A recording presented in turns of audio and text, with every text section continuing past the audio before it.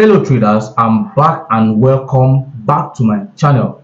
So today's video is going to be a continuation of our previous video, or rather the part 2 of our beginner's guide. Like I promised before, I'll be dropping series of videos step by step that will take you from beginner's trader all the way to advanced trader. Okay, so if you're new to this channel, kindly subscribe to this channel. Okay, turn on the bell notification so that whenever I drop new videos, valuable videos, you will be among the first to be notified. Okay, so stick to the end of this video. I will jump straight into the video and then get some value.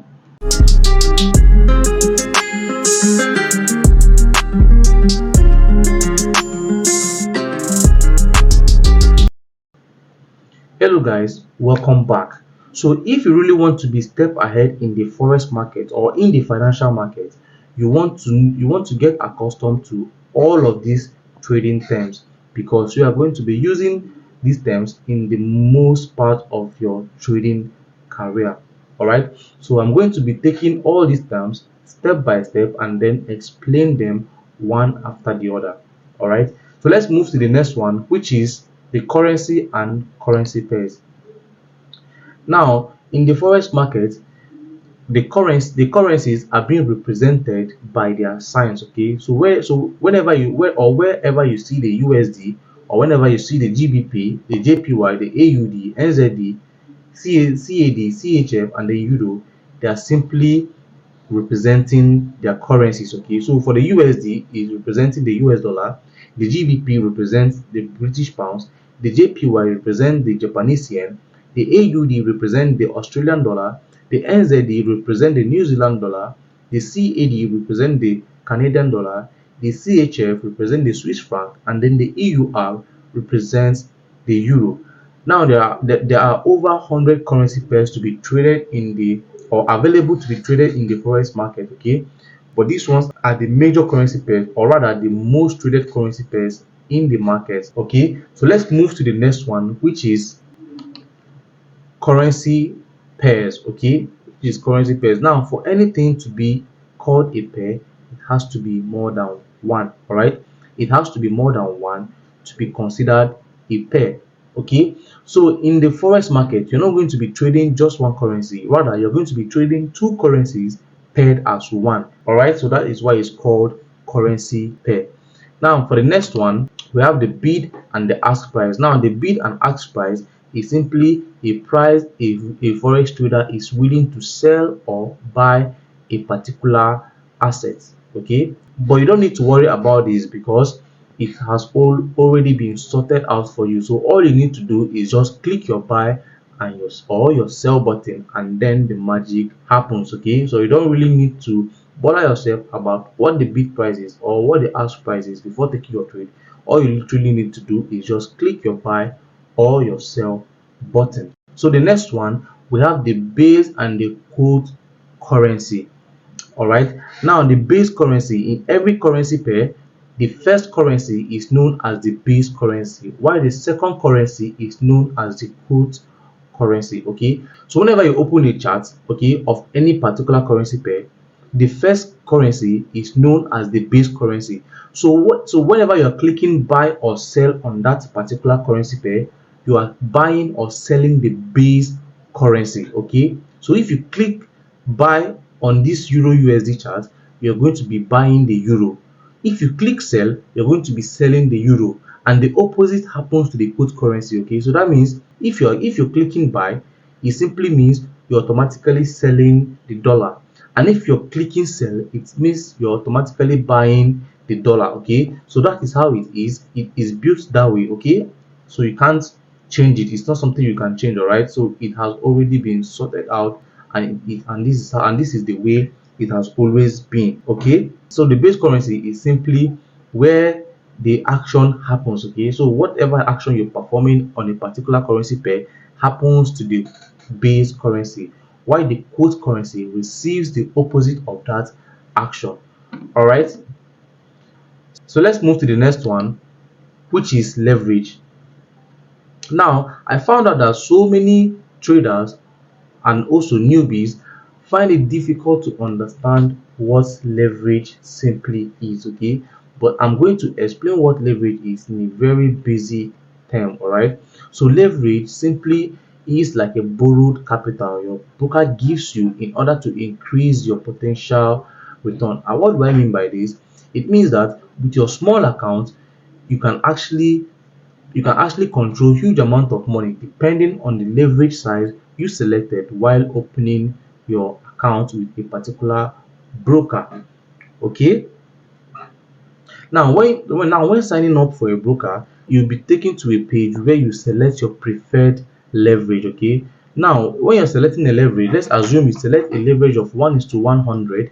It simply means whatever you deposit or whatever your balance is on your account is multiplied by 100. Okay, so the sum total is the amount you can control or the amount of assets you can control in the forex market. So if you have a $10 account and then you select the leverage of 1:500, it simply means your $10 will be multiplied by 500. Okay, and that gives you 5,000, right? So that simply means that you can control $5,000 worth of assets in the forex market. Okay, so that is what leverage simply means. But know that you're not going to be seeing this money in your balance. Okay, it's just between you and your broker. Okay, so what the broker does is they represent your total amount, which is your balance plus your leverage. They present it to the forex market as though you have that amount in your account, but between you and your broker,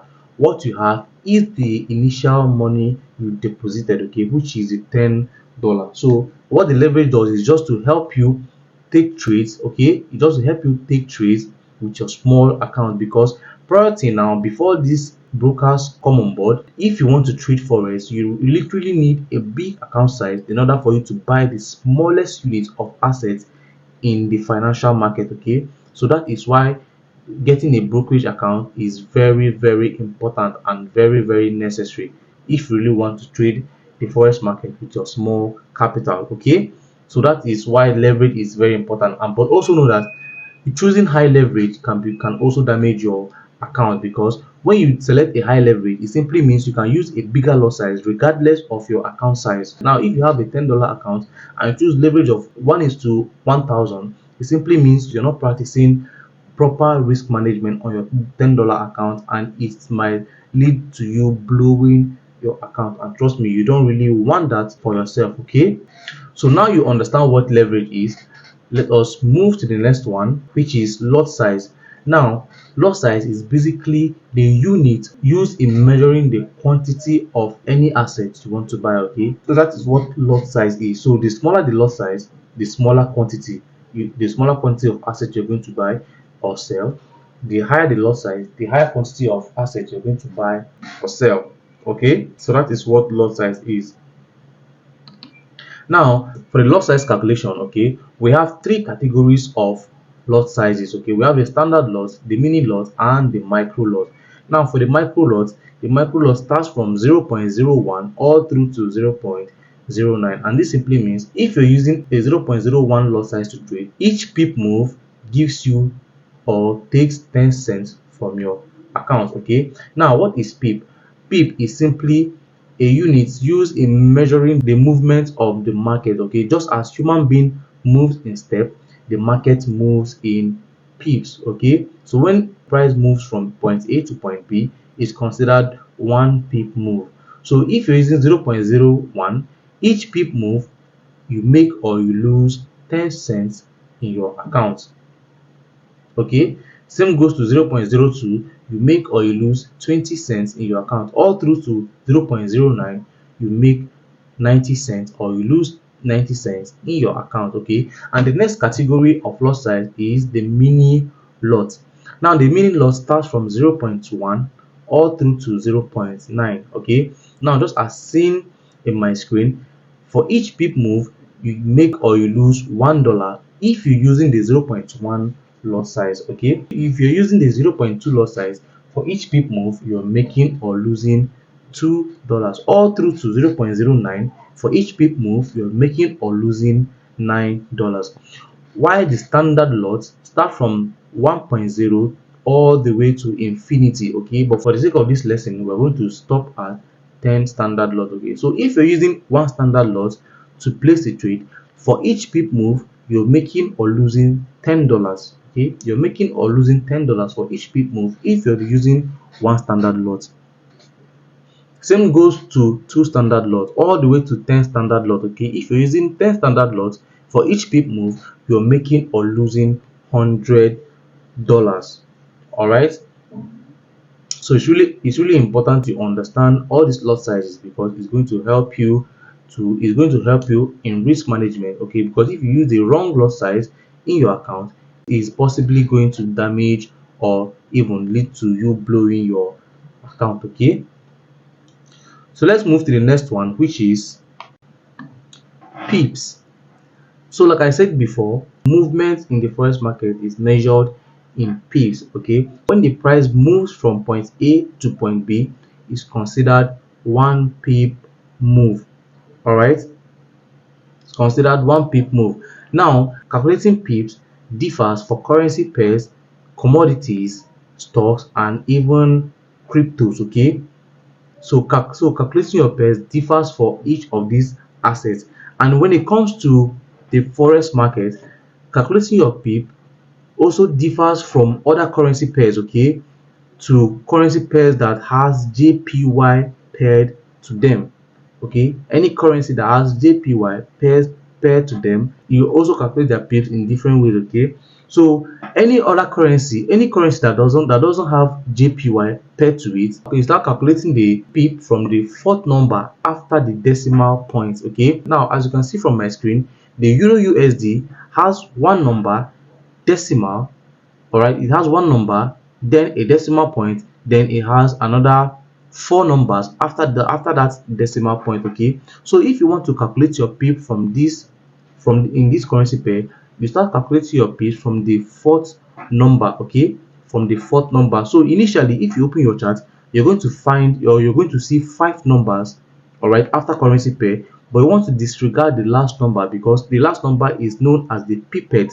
All right, and what we are focused on is the pip. Okay, so the fourth number after the decimal point is where you count your pip from. That is for the currencies that does not have JPY paired to them. Okay, while currency that has JPY paired to them, you start counting the pip from the second number after the decimal. Now, as you can see from my screen, the USD JPY, we have 3 numbers, which is the 112, then we have the decimal point. Okay, then we have 75.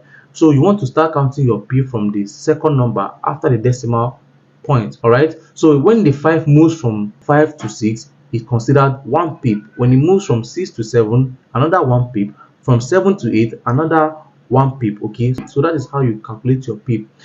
But you don't need to bother yourself on calculating pips manually. Okay, because all the trading platform already provide tools that you need to calculate your pips. Okay, like the trading view and the MT4, they already have tools you need to calculate your pips, so you don't have to stress yourself calculating the pips manually. Okay, so all you need to do is just to open your trading view or your MT4, and then you take the measuring tool and then you measure your pips. Okay, so guys, in order for this video not to be too long, okay, so we are going to stop here and then see you guys in my next video.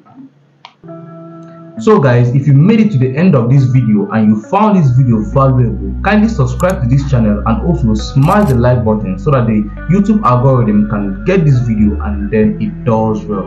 So see you guys in my next video. Peace out always.